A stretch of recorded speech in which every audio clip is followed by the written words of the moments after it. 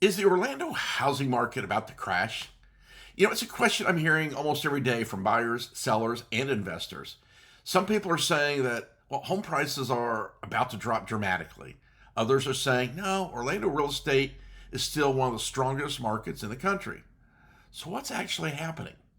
In this video, I'm going to break down the real estate data behind the Orlando housing market, and I'm going to explain whether a crash is actually likely and show you what buyers and sellers should be doing right now. And if you're thinking about buying or selling in Orlando, make sure you watch until the end because I'm going to show you how to get a free custom market report for your specific neighborhood.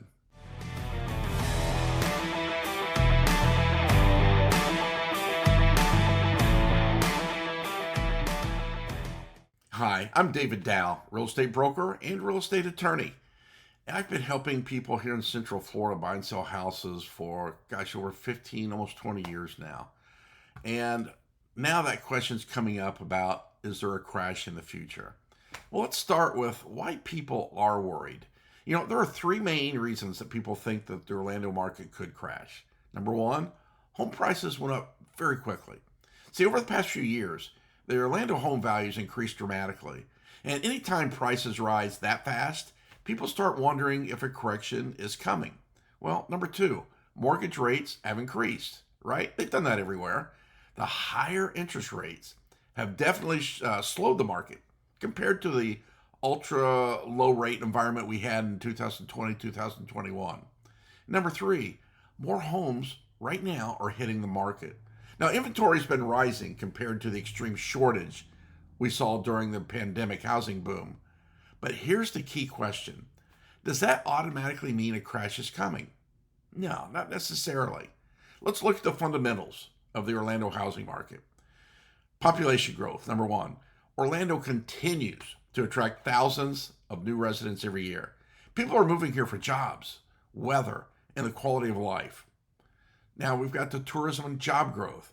The region's economy is supported by tourism, healthcare, technology, and aerospace industries. We got major employers and attractions like Walt Disney World, Universal Studios, Lockheed Martin, NASA, and these continue to bring jobs and new residents to the area.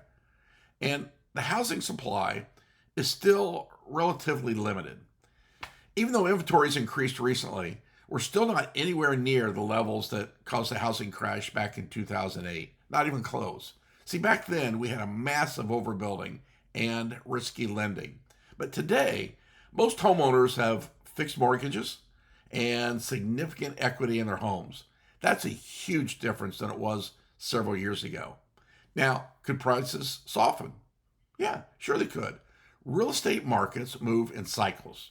Instead of a crash, what we're more likely to see is a slower price growth, maybe an occasional price reduction, longer time on the market for a house to sell. Now, this is actually a healthier, more balanced market. That's what we're in right now. So for buyers, that means more negotiating power, more homes to choose from, fewer bidding wars.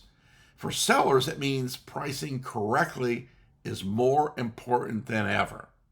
Now, the homes that are priced right, they're still selling, guys. If you're a buyer waiting for a crash in Orlando, here's something really important to consider. Trying to perfectly time the market almost never works, like trying to predict a stock. Instead, the smarter strategy is focusing on finding the right home in the right location and a payment that fits your budget. Now, remember, buyers today often have the ability to negotiate things like seller concessions at closing, which basically is credits from the seller, closing costs, interest rate buy downs from their mortgage company. See, these opportunities were almost impossible to get during the peak of the market. But now you have these things. So we need to pay really close attention to them. Now, if you're thinking about selling in the Orlando area, the biggest mistake I see right now is overpricing. Buyers today are much more sensitive to price than they ever have been.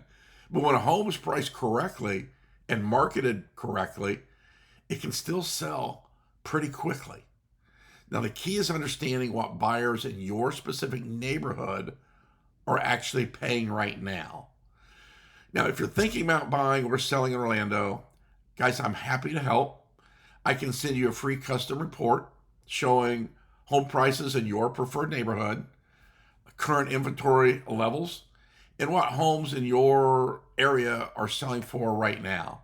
So just click one of the links below this video or feel free to reach out directly.